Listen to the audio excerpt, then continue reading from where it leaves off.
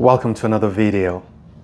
This is the generalized formula for computing the inverse of a matrix. Well, if you can compute the inverse, it's on the assumption that the inverse of the matrix already exists. And how do you know? Well, let's say we don't know anything. We know this fraction here. You see, if you divide anything by anything, what is under cannot be zero. So we know that the determinant of any matrix we're trying to find the inverse of cannot be zero. So do not waste your time trying to do anything else I'm going to show you today after you discover, or if you think or know, that the determinant of that matrix is zero. So the first thing you want to compute anytime is always the determinant. If it is zero, just stop, because if the determinant of a matrix is zero, then it is not invertible. Let's get into the video.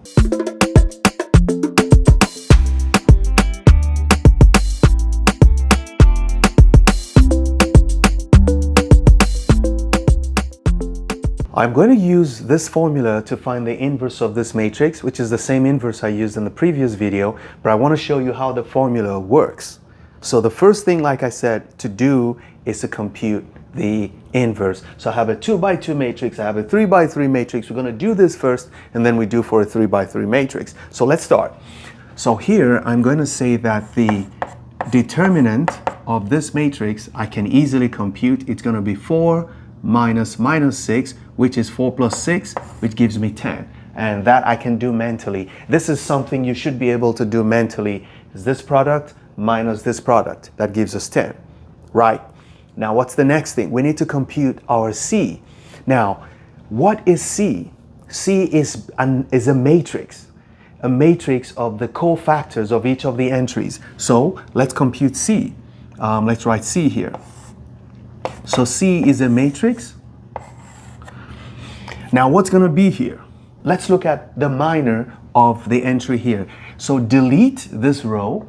Delete this column, delete this row. What is left? It's just this 4. That's all that's left. Okay, so I'm going to write 4. And remember, when we're computing cofactors, so this is the cofactor of 1. When we're computing cofactors, remember, if you remember that video, I said you have to follow the plus minus sequence. So this is plus, but whatever comes here will have to be minus. Whatever comes here will have to be minus. So it's plus, minus, this is plus, minus. So you always start plus, minus, and this is going to be a plus. Okay, now if you're not sure if it is plus or minus, just add the position. How do I know this is going to be minus? Because this is row 1. Okay, it's row 1 and column 2.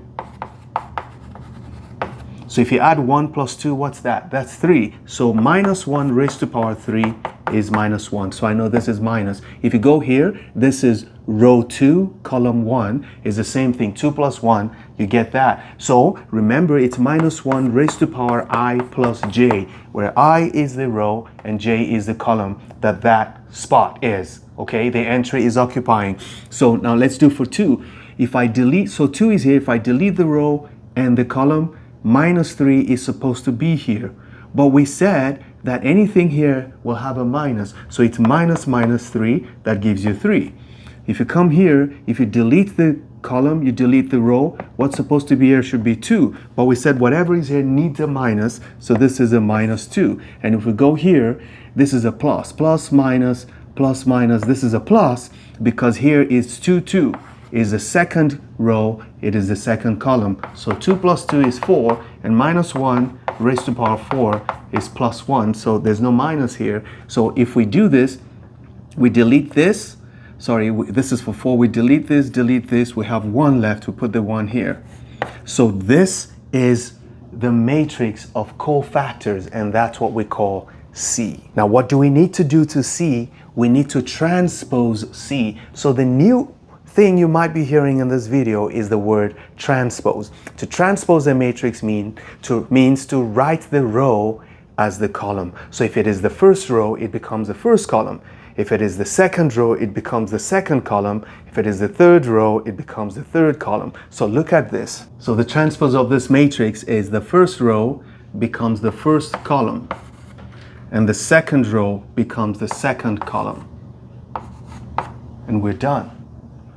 Now, if you recall the formula, we said, oh, if you want to find the determinant, if you want to find the inverse rather, you just multiply the reciprocal of the determinant by, you switch this, we said you switch this. Well, this is basically the principle behind it. Okay, so it's not like we just switch it because we want to. Well, we discovered it algebraically, but if you want to use the formula, this is the transpose of the cofactor matrix, and that's what generates switching these signs. You see what just happened? So let's find our inverse. So the inverse of this matrix is 1 over the determinant, which is 1 over 10, multiplied by this, which is 4 minus 2, 3, 1.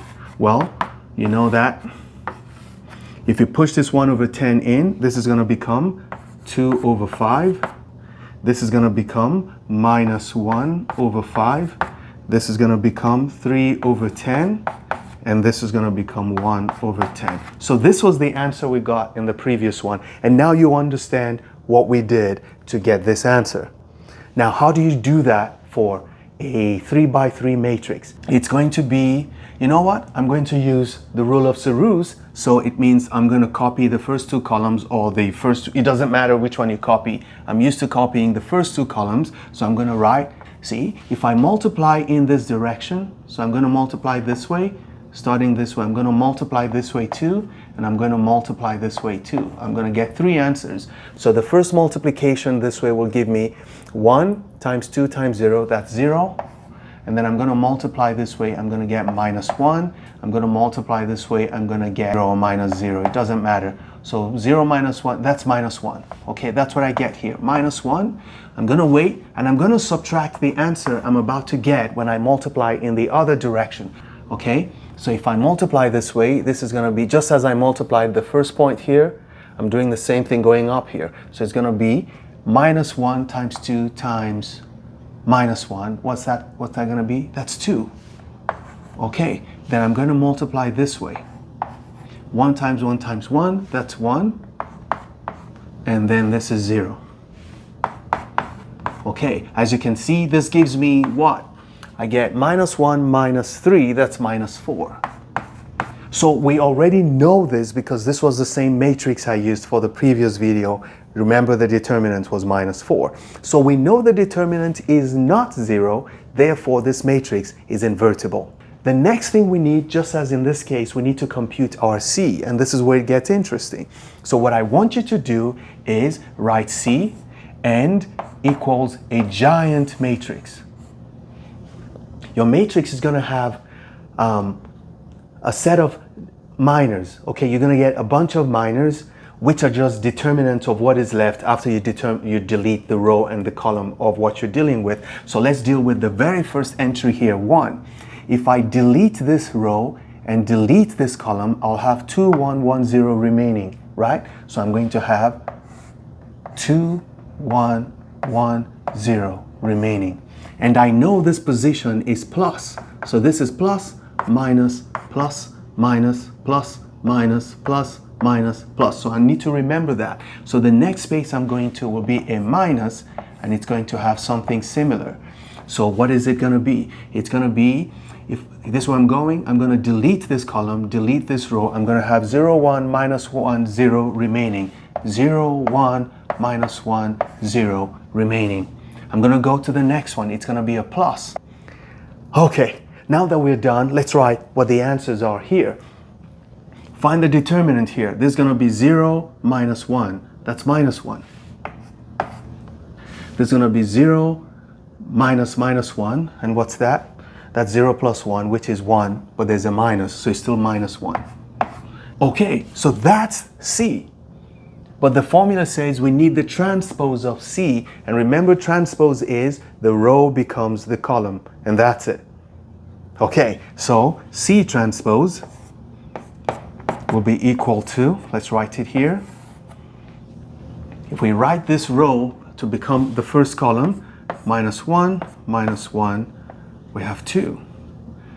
This becomes minus 1, minus 2. And this becomes 3, minus 1, 2. And that's it. You're done. We have all the ingredients to compute the inverse of this matrix. Okay, so what do? Use the formula. Now we have A inverse will be equal to 1 over the determinant of A, 1 over, what's the determinant we got again? Minus 4. 1 over minus 4 times this matrix. Minus 1, 3, minus 1, minus 1, minus 1, 2, minus 2, and 2. And what does that give us? You can leave it this way, or you can push this inside, and this is what you'll get finally. Let's see what this looks like. Minus 1, if you multiply this by this, the minus goes away. You just have 1 over 4.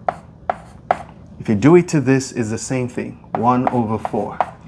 If you do it to this, it's going to be minus 3 over 4. If you do it to this, is 1 over 4. This is 1 over 4 also. This is 1 over 4 also. So the bottom is going to be just 2 over 4 negative. That's negative 1/2. Negative 1 over 2.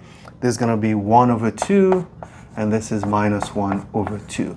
I'll see you in the next video. Never stop learning. Those who stop learning have stopped living. Bye-bye.